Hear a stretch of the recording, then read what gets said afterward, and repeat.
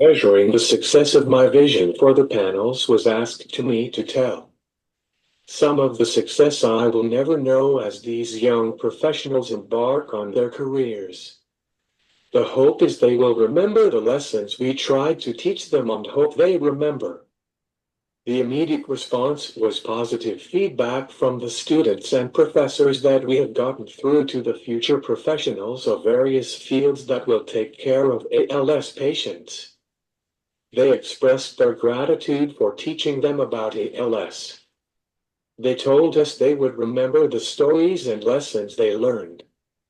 It's a positive experience for them and for us.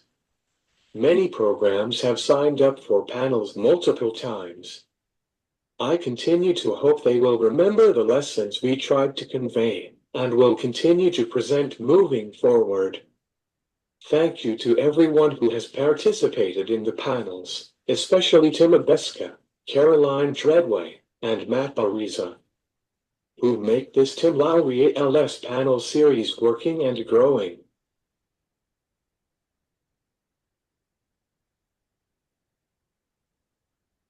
Thanks, Tim. And in the chat, Chris Spalding says, "Hey, Tim Lowrey, my personal mantra is if you live north of Interstate 10, it is too far north.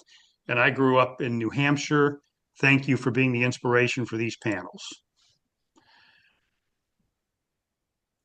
So, Christy, if you would bring up the slide deck, we'll walk everybody through them.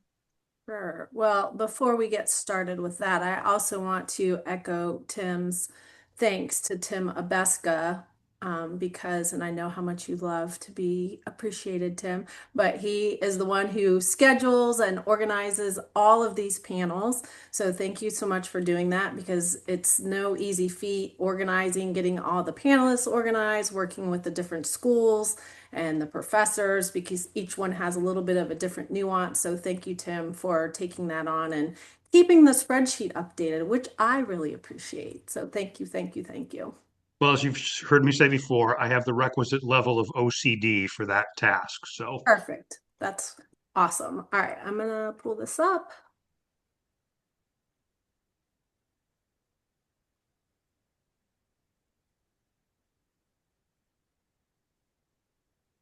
There we go. so first of all, thanks to Christy who put this together. As we all know, it began with Tim's vision for these panels. There was a person who helped him put everything together at the beginning, and I'm not going to say their name because it's part of the trivia questions that are coming later in the presentation. But as we all know, Tim had a thriving career as a pharmacist with Wegmans before he was sidelined from that job by ALS. But his vision and these panels is Tim's legacy for sure. And Christy, thanks. So we have, as noted here, a roster of moderator and panelists of over 80 people, and it keeps getting added to as more people volunteer. We cover the spectrum of people living with the disease, current or former caregivers such as myself, other family members. Typical panel runs an hour, and that's mainly because of the needs of the class instructors. We've had panels that have gone as long as 2 hours. I think the very first one we did for nursing students went out of control and lasted over 3 hours. But we've gotten better as time goes on in terms of efficiency. We provide an overview of the disease from diagnosis, onset symptoms, whatever treatment options are available. More importantly, we provide lived experience and we tailor the panelists to the specific class or organization that we are presenting to.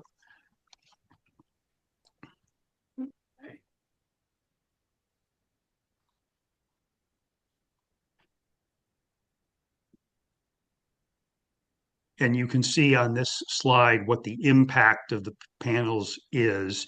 I'm not going to read all the materials, but to focus on the headings, It's a human connection between people who are directly affected by this disease and the students. Um, Education through empathy, because it's one thing to try to read about ALS in a textbook. It's quite something else to see a person who's living with this disease, often using assistive technology to communicate their thoughts, sometimes, um, lying in their bed, trached and vented, but nevertheless volunteering to provide their time and insights. It recognizes caregivers who are often an overlooked segment of the population. It's a multidisciplinary course, given in terms of the numbers of students and different types of classes that we have presented these panels to.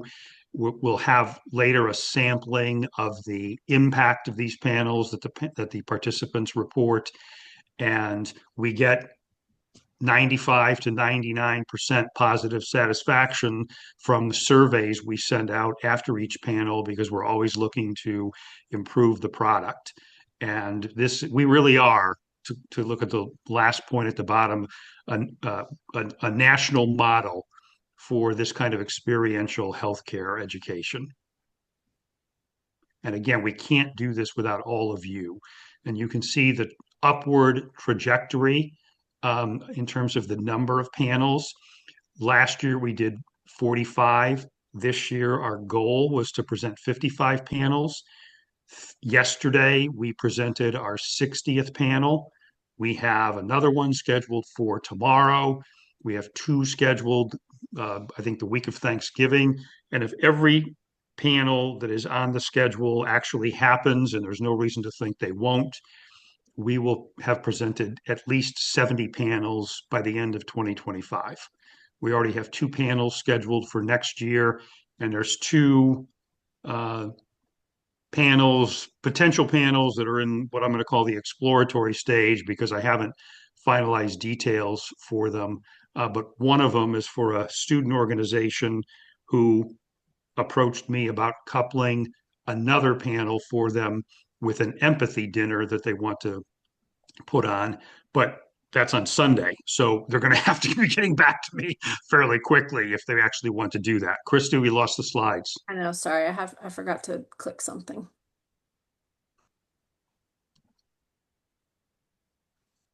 Okay, sorry. Thanks. So as I said, we've exceeded the goal. Christy's really good about charting these goals and putting percentages to them. So our goal is to have 2,000 attendees this year. We're 85% of the way there. As some of you who have volunteered for panels know, some of them may have fewer than 10 people who attend. Others have many, many more. But no matter if it's a larger group or for whatever reason a smaller group, people walk away satisfied. And you can see a couple of the comments here about how people love to hear directly from those living with ALS, as well as the other panelists, and how hearing these stories, will forever change how they care for the patients. And the next slide is the one that we have a little recording. So let's play this first. Hi, everybody. My name is Jim. I've been working with Tim for the last 18 months to bring the I Am ALS panels into my classrooms. We did it twice for motor speech and once for dysphagia, and they've been wonderful. The students have certainly learned insights and information from patients and caregivers and other professionals. I think that's been fantastic. But I would point to something that helps them understand why they've selected this field. That in the panels, they've been able to bridge the classroom to real world experiences. And I think this is a valuable experience for students just at the cusp of their professional careers, to see why they're doing this and meet the wonderful people that are made available through IML ALS panels. So thank you very much.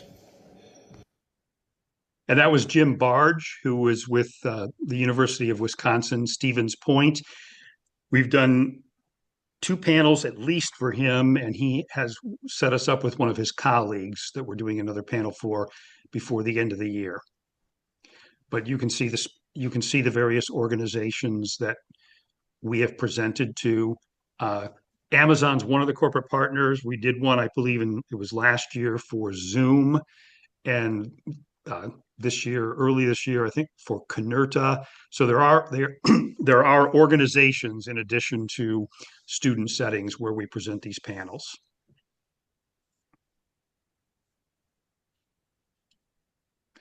This is the poster that Caroline worked on and presented virtually to, this is the recent Alliance one, right, Caroline? Correct. And then we have a recording from Tim who spoke about that poster for purposes of the presentation. I'm not going to play the whole thing because I think it's 3 or 4 minutes long, so we'll just play a little bit of it. Maybe. My name is Tim Lowrey, and I have been living with amyotrophic lateral sclerosis, or ALS, since 2018. A picture of my wife Emily and me appears on this poster. I also have been a volunteer advocate for 5 years at the organization I Am ALS, where I am a member of the community outreach team. You are hearing the speech-generating device that I use to communicate. There are many hard truths about this terminal disease. One is how difficult the disease is to diagnose, because ALS presents differently in every person, because it is a diagnosis of exclusion, and because it is a rare disease. People living with the disease can endure years of testing and even needless surgeries before getting a definitive diagnosis. Before my diagnosis with ALS, I worked as a pharmacist with Wegmans, a regional supermarket chain. My daily interactions with customers reinforced for me the value of person-to-person education. I and fellow advocate Morgan Genevieve put forward in our community outreach group the idea of real-life education about ALS, and the panels took shape. We reach our audiences virtually. Our moderators give a short presentation on the basics of ALS, and then the panelists take over. They are asked questions about their diagnosis, their day-to-day life, challenges to their mental health, what gives them purpose. We emphasize how important it is for these next-generation health science students and practitioners to keep ALS in the back of their minds when they see someone with fasciculations or drop foot or any disease sign or symptom. Ask, could it be ALS? We also want them to understand the best practices to help us who have ALS. Something I have learned is missing when I have dealt with some of these young professionals. One slide in the program presents this story of misdiagnosis, a personal reminder of the devastating toll it can have on a person living with ALS and his or her family. Sadly, Beth's story is not unusual. It's very gratifying to see how many panels we've done since 2021. You can see the results in the table we have here. This year we are set to exceed our goal of 55 panels. The most important recommendation we offer is that each person with ALS has a voice, whether it is real or software generated like mine. Please listen and understand the unique challenges of living with this disease. A great way to hear from these people is to recruit a Tim Lowrey panel.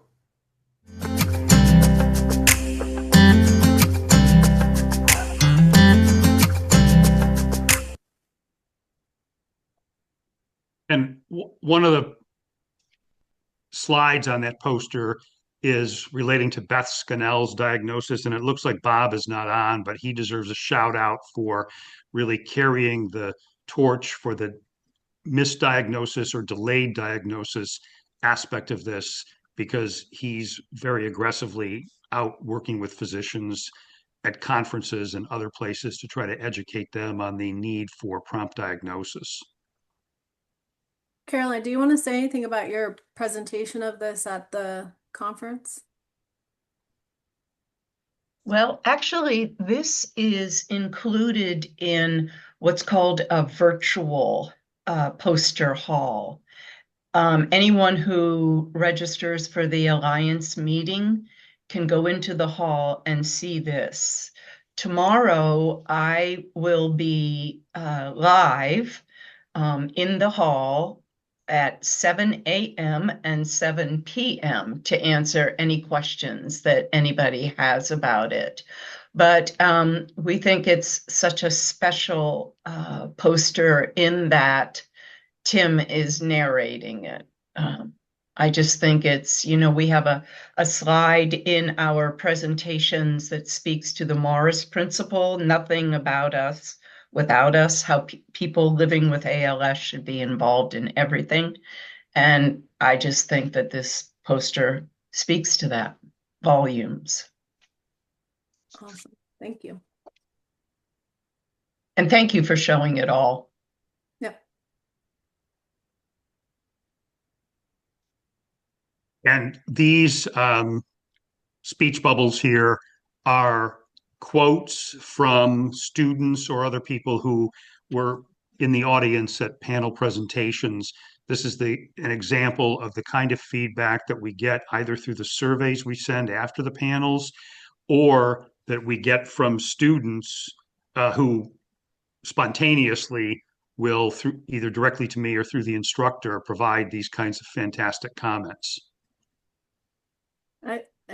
I think the key takeaway from a lot of the comments, because we looked at Tim and I looked at all of the feedback we got, there was like 530 something survey results since 2023. And the key takeaways are that the people that are sitting in the audience, they learned so much that the whole point of these was that they're not just learning from a textbook, they're actually hearing from people who are living with the disease or who are former or current caregivers, and the empathy that they take back and the experience and the knowledge that they glean from these panels is just astounding. And so, seeing that it made ALS real for them rather than just reading a symptom or reading a newspaper article is just so touching to me. I think these panels are so powerful that they're giving folks that are either current or future caregivers such a different perspective and the tools that they need to really help deal with folks in the future.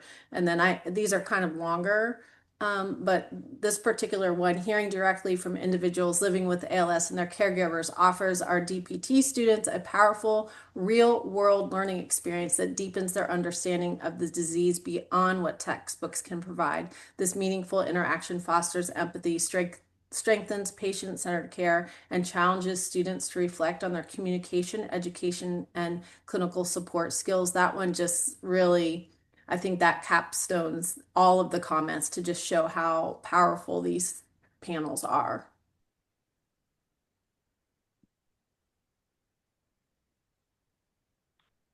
Anything else you want to say before we jump into the trivia?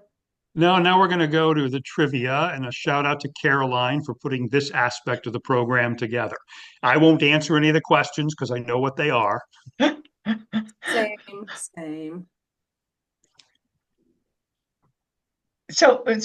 Well, okay, so we've got this here. So what we're going to do is we're going to give you all 15 seconds and shout out the answers. And we've actually given you the answer to a couple of these slides already. So, and I've got a stopwatch here. So let's go to the first one, Christy. So which volunteer worked with Tim to start the panel series? And here we go. 15 seconds. Who's going to get it? Kathy Collette. No. Sorry. Morgan. Yes. Morgan Genevieve was the person who worked with Tim. Thank you, though, Katrina. I should have known that. And obviously, we don't want to put those folks who have to rely on the chat or assistive technology at a disadvantage, but we only have so much time we can spend here. You're right, Tim. Thank you. Okay. From how many countries do panelists hail? And I'm going to start it now. Anybody got an answer? Let's say 6. No, sorry, Katrina, but thank you. Kristen says Kristen guessed 3 in the chat. Oh, close, Kristen, close. Okay, what's the answer? 2. 20. That's good, Lynn. That's next Wouldn't year's that be? goal. Now, wouldn't that be wonderful? Yeah. Actually, we've got Patty Keegan and Rick Zwipe hailing from Canada on our panels. So we've got 2. Okay, next one.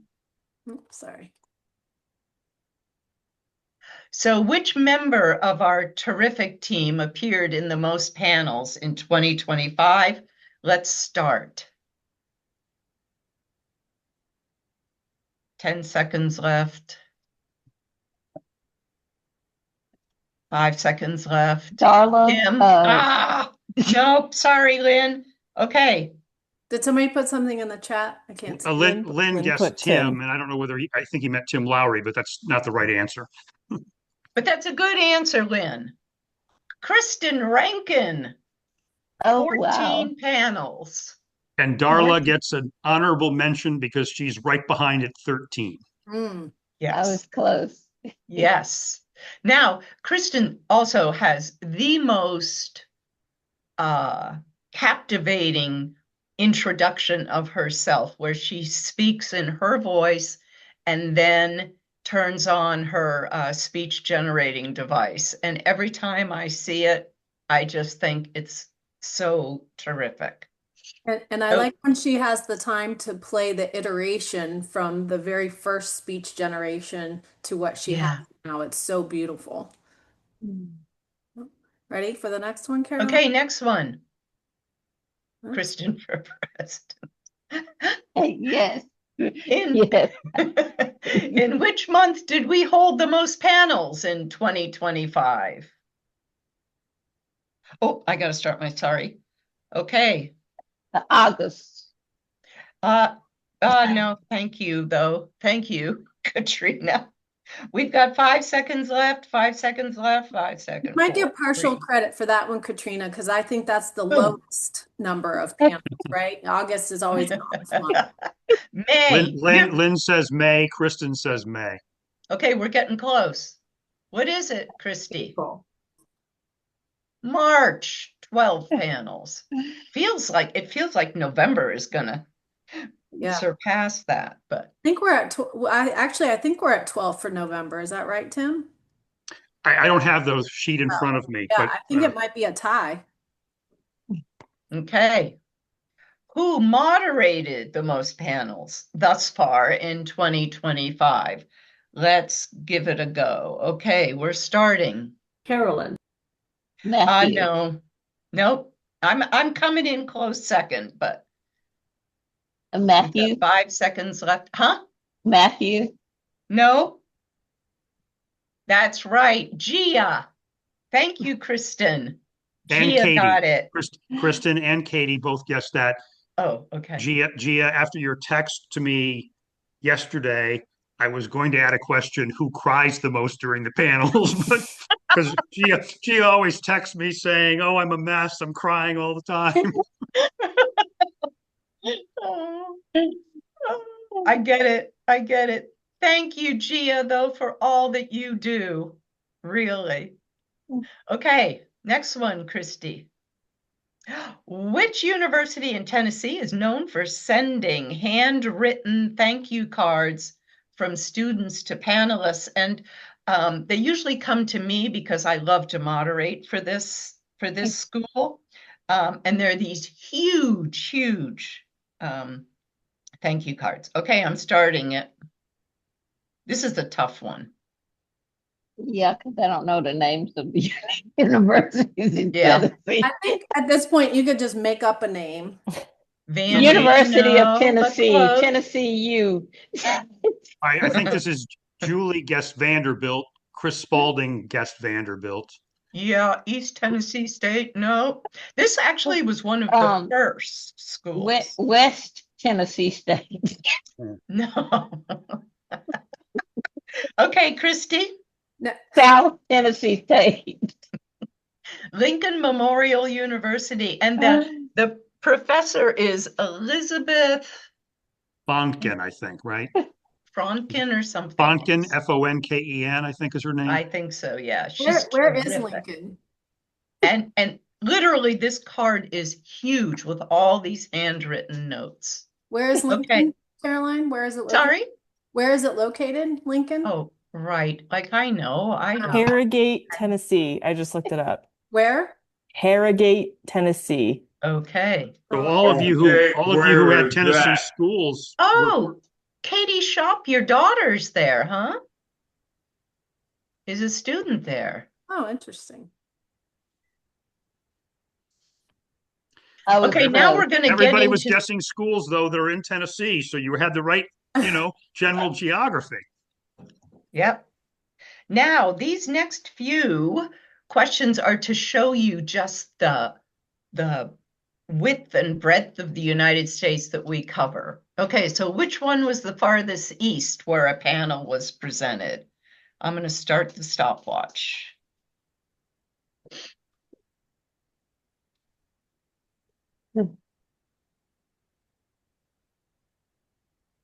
I'm going to give them a hint. It's a teeny tiny state. Maine. Rick's wife says Maine. Smaller. Chris Maine. Colbago says Bard. Yes, Rhode Island. Okay. Oh, that's Julie. Gee. University of Rhode Island. I think Julie likes trivia better than her bad jokes. That is true.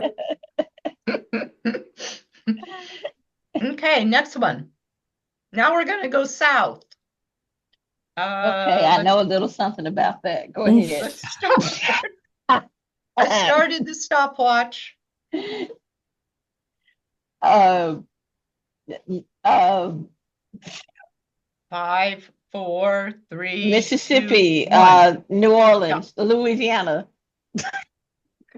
Rick says San Diego. San Diego, no, farthest south. Chris says University of Tampa.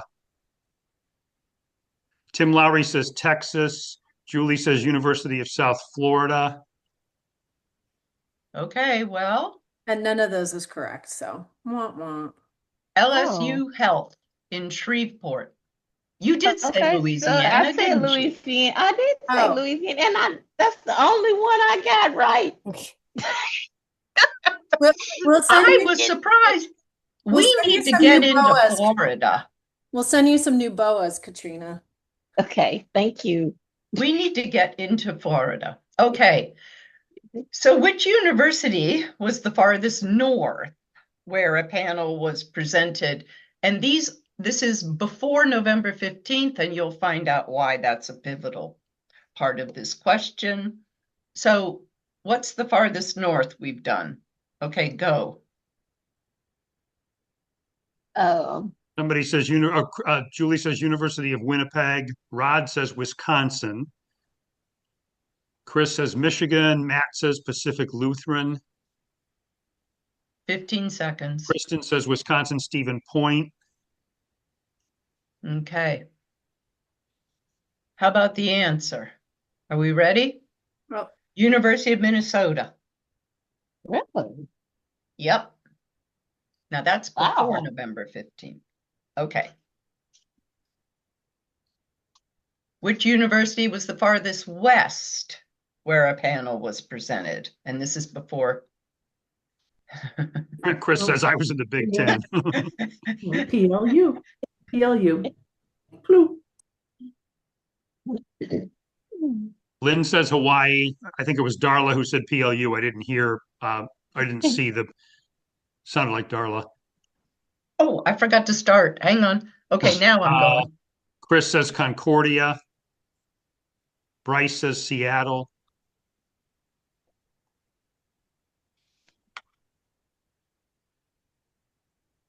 Chris says USC. Chris Colbago says USC. We're stopped now. University of California, San Diego. Okay. All right, two more questions. So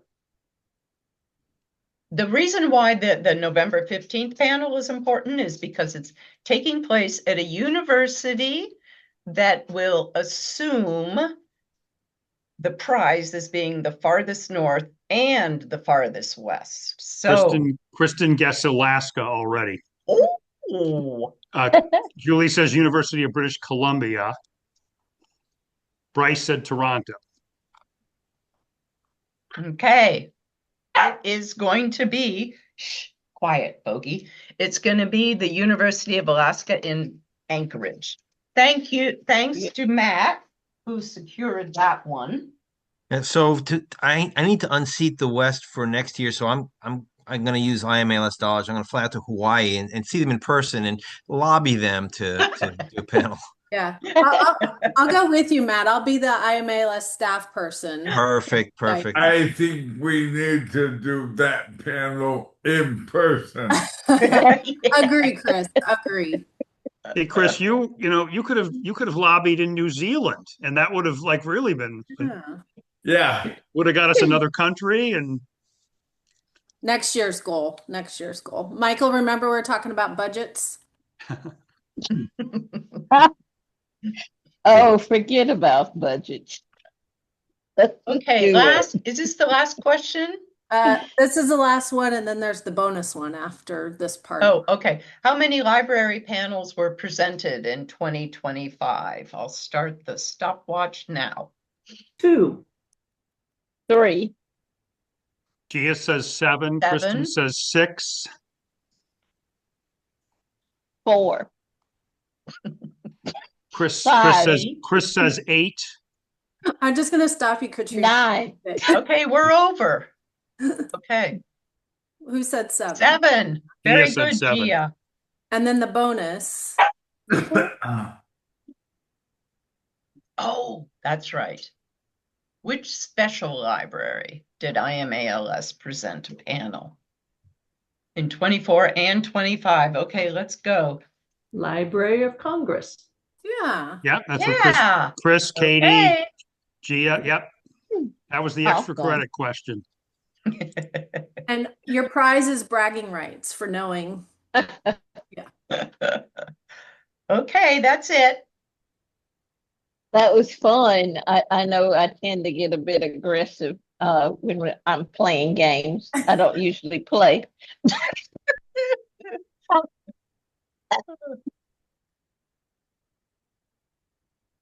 So looking forward, we're always trying to expand our partnership base with universities and organizations for these panels. We're probably going to need more moderators that we can train to lead the panels. I think a first quarter 2026 project will be evaluating what tweaks need to be made to the slide decks that we use for these panels. And we do want to reach new audiences.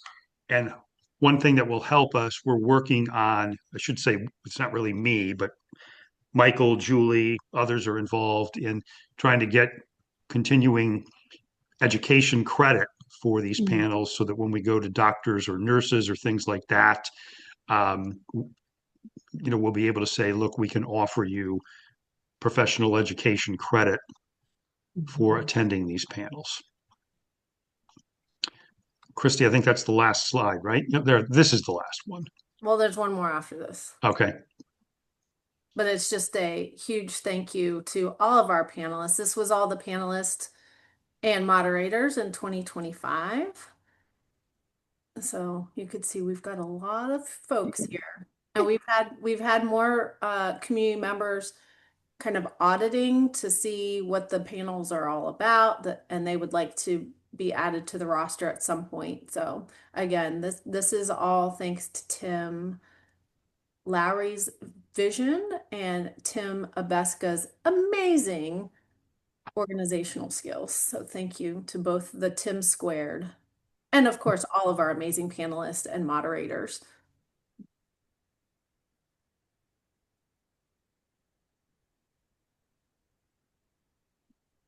And Julie says and Christy, which is absolutely correct. Christy's is as much involved with this as anybody else is.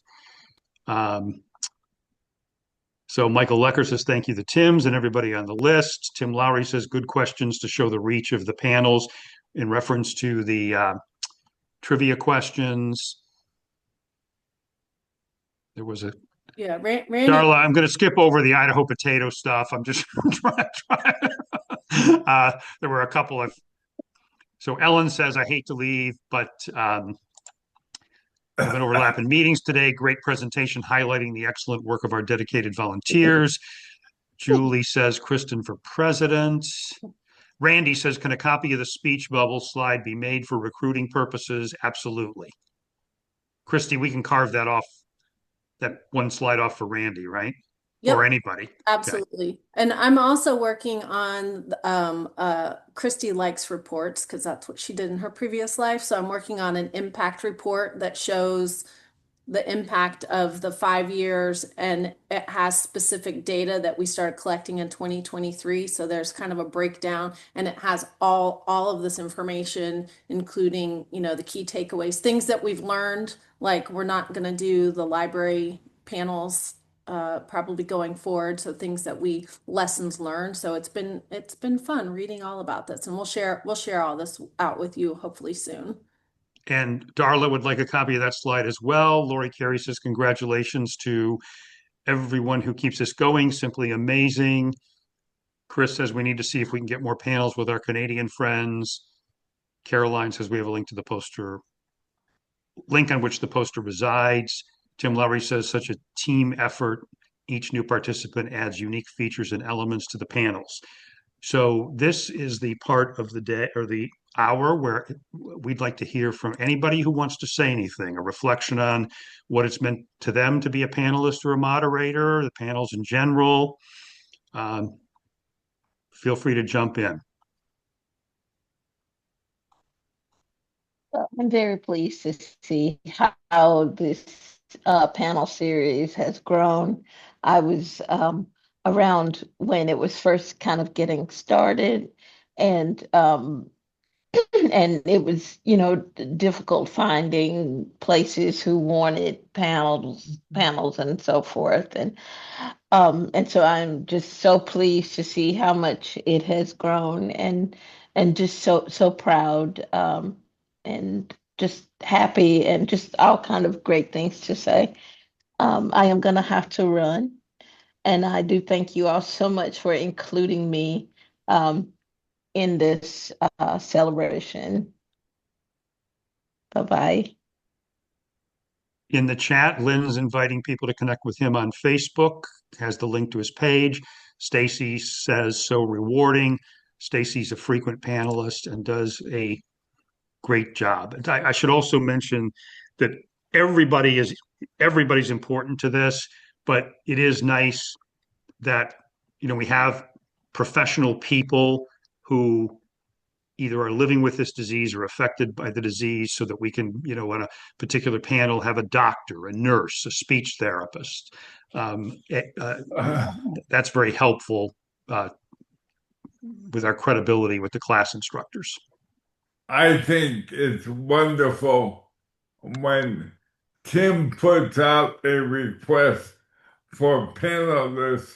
If you don't respond right away, you're out. I mean, it's great that we have such participation. Chris, I'm trying to get better at not sending those early in the morning because it's unfair to our West Coast friends.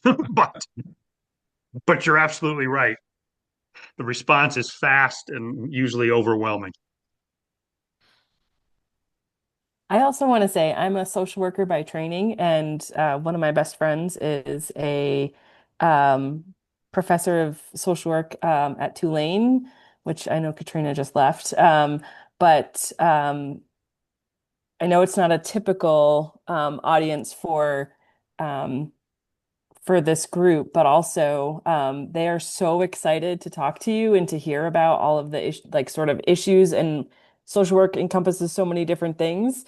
And so just wanted to again say sort of like how flexible you all are, that you will literally talk to anyone. And so I think that that's also just really incredible and something that whenever I talk about it, talk about the work that you all do, sort of just the willingness to, tailor it is also, I think, really incredible while also keeping the integrity of all those different components. I think it's just really, really wonderful. So that's another aspect too that I think is just proves how important the goal is of educating people about ALS. In the chat, Lynn says, I'm an electronics engineer. I built a custom AAC eye gaze computer. Randy says, thanks to all for sharing your stories. Grateful to serve with you all. And Randy, we're grateful that you participate at the level you do. Got 15 minutes left, so please jump in. I always like the time changes. And Tim, did you mean 11 a.m., 2 p.m., 10 a.m.? I've done early, like 7 a.m., 6 a.m. I think I did one with Matt that was like almost 9, 10 at night. We've been all over the place. But thank you for all the times. Sometimes I don't know where I'm at. Yeah, I think we just did one last month. It was like 8 p.m. Eastern to 9:30 p.m. Eastern. And I was like, this is way past my bedtime to be doing this. But of course, I was happy to do it. But yeah. Yeah, I think that was the one for Kristen's school, UIC, where Mackenzie Mock, who used to work for IMALS, is the instructor. I think it was 7 o'clock her time, 8 o'clock Eastern time. I like how Matt said it, though. It feels like a fireside chat this evening. Yeah.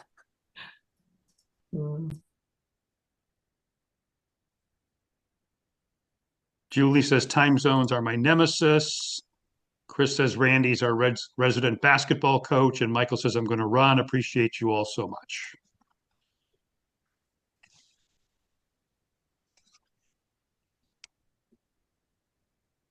Are there any suggestions out there to make us even better than we are now?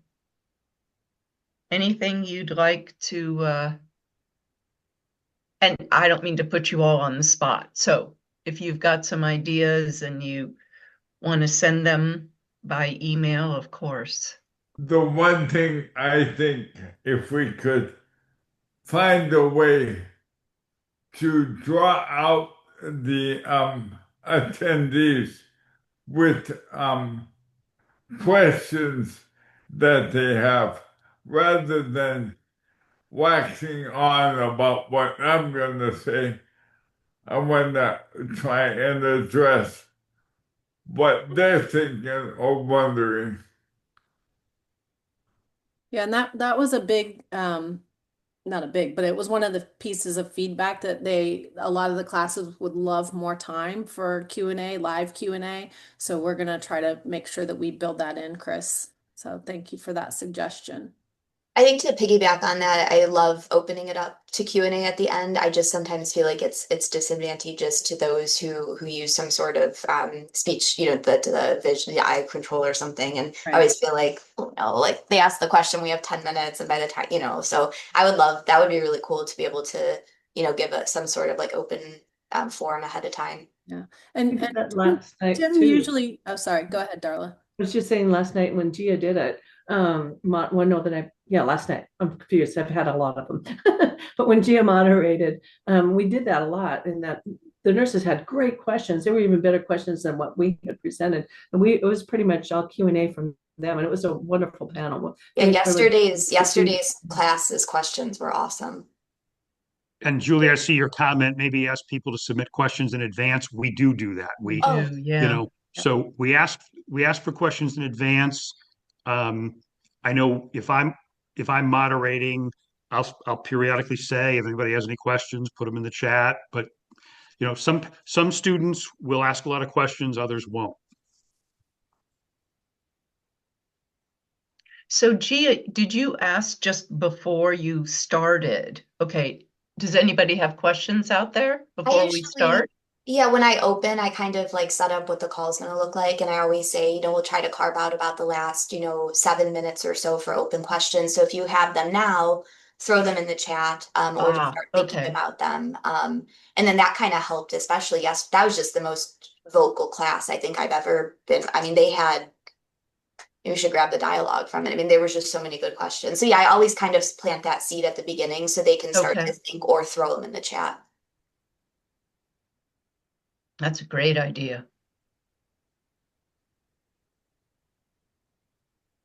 I'm going to put a link in the chat to an abbreviated version of the presentation that we did. So it's got those couple of the high level, to Randy's point, if you want to use any of this for recruitment purposes. And then Tim and the task force team has some language. So if you wanted to, reach out to us or him with questions about specific language when you're thinking about recruitment strategies, I know he would be happy to connect you with that. But if these are the couple of slides that you asked for, Randy, so here you go.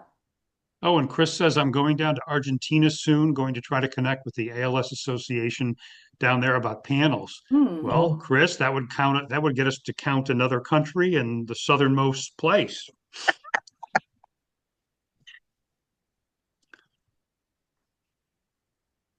And Christy and I were on a call recently. It still hasn't materialized in a panel, but it's going to, where we would do a panel in Puerto Rico. And we assured her that we've got folks where we can have Spanish speaking panelists. And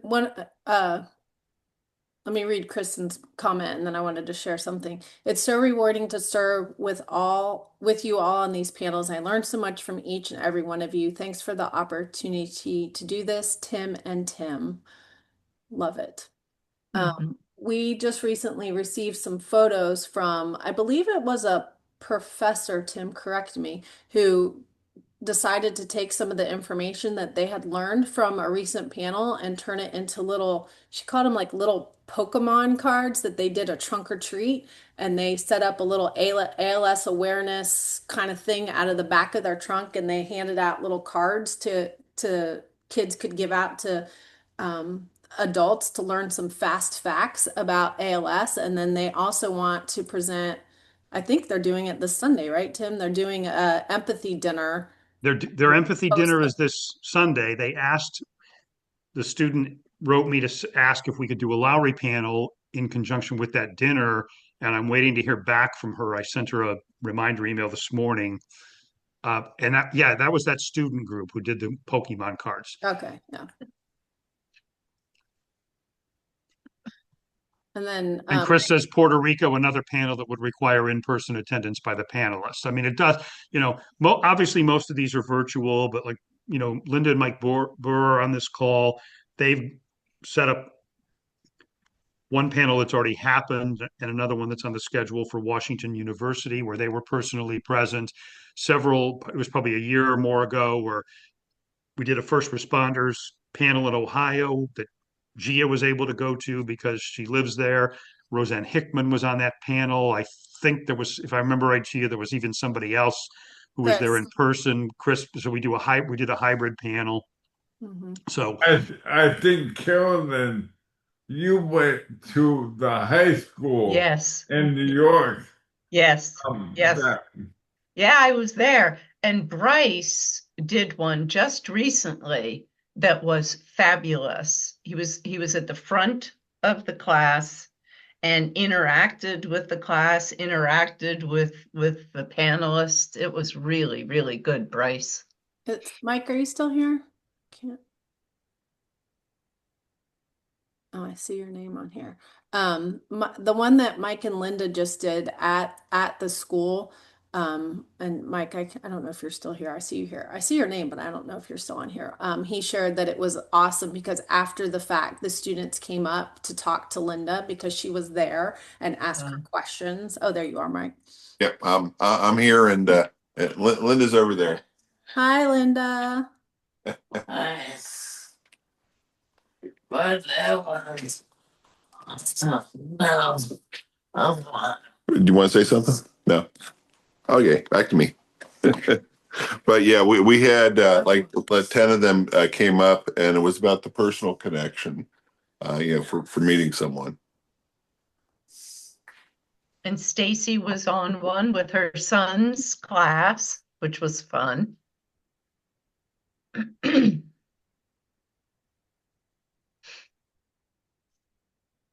And then I think, Randy, I don't think we read this one. Maybe if students from a previous panel who are now professionals in the healthcare industry, we could have them participate in a panel.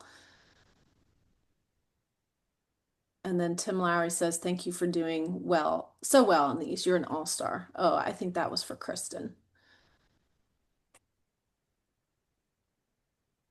Awesome.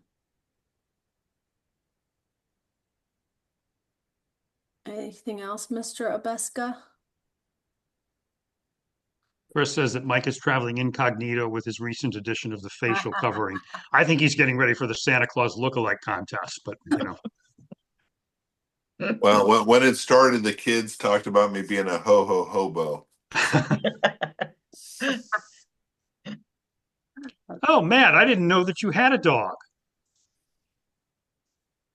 Look at that guy. Well, Zeke the Beagle. I'll show you ours. She's sleeping contently over here. All